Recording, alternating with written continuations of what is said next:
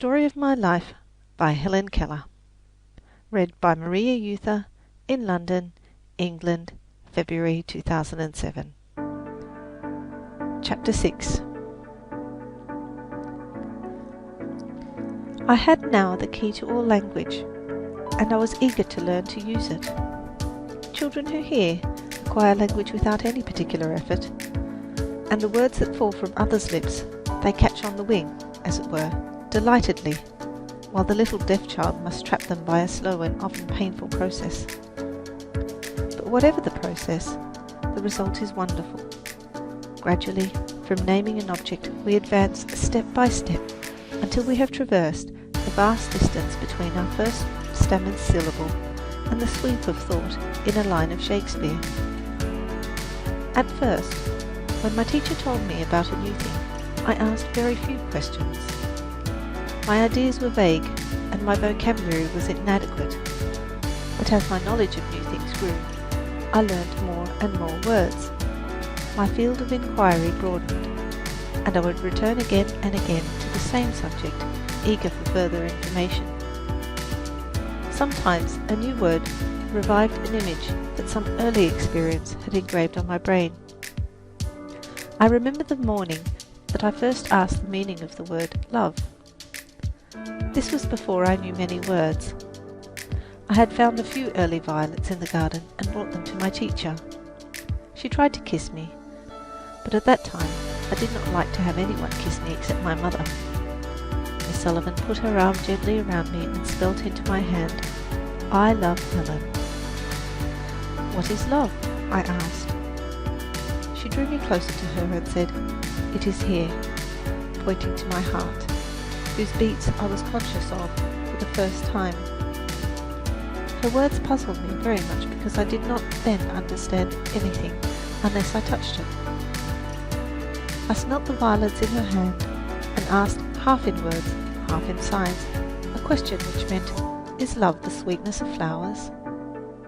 "No," said my teacher. Again I thought. The warm sun was shining on us. "Is this not love?" I asked, pointing in a direction from which the heat came. "Is this not love?" It seemed to me that there could be nothing more beautiful than the sun, whose warmth makes all things grow. But Miss Sullivan shook her head, and I was greatly puzzled and disappointed. I thought it strange that my teacher could not show me love. A day or two afterwards, I was stringing beads of different sizes in symmetrical groups. 2 large beads, 3 small ones, and so on. I had made many mistakes, and Miss Sullivan had pointed them out again and again with gentle patience.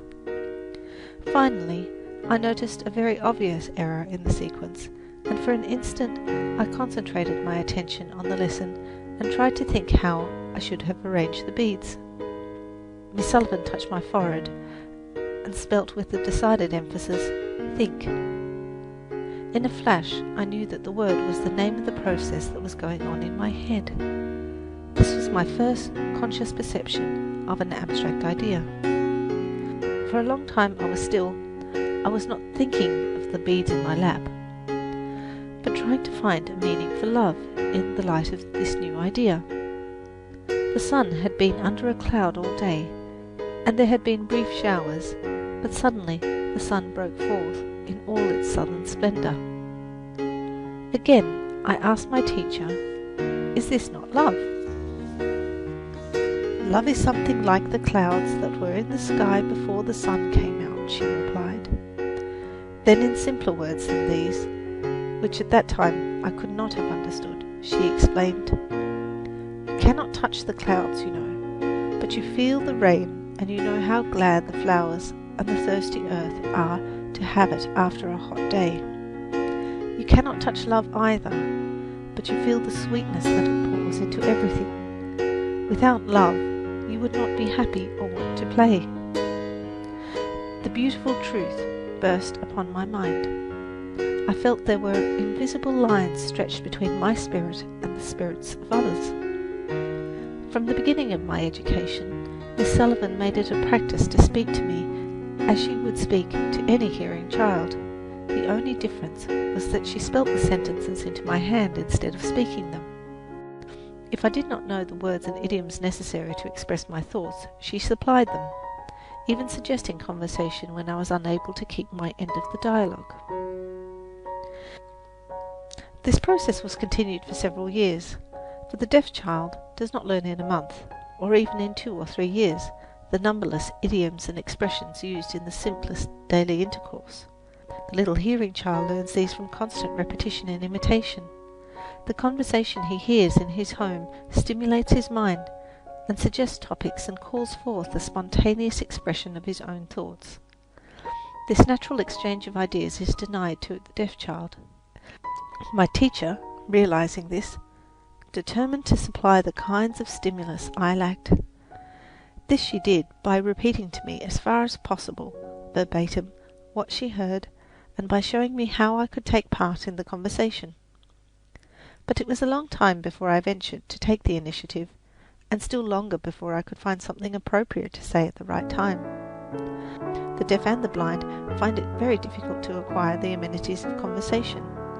How much more this difficulty must be augmented in the case of those who are both deaf and blind.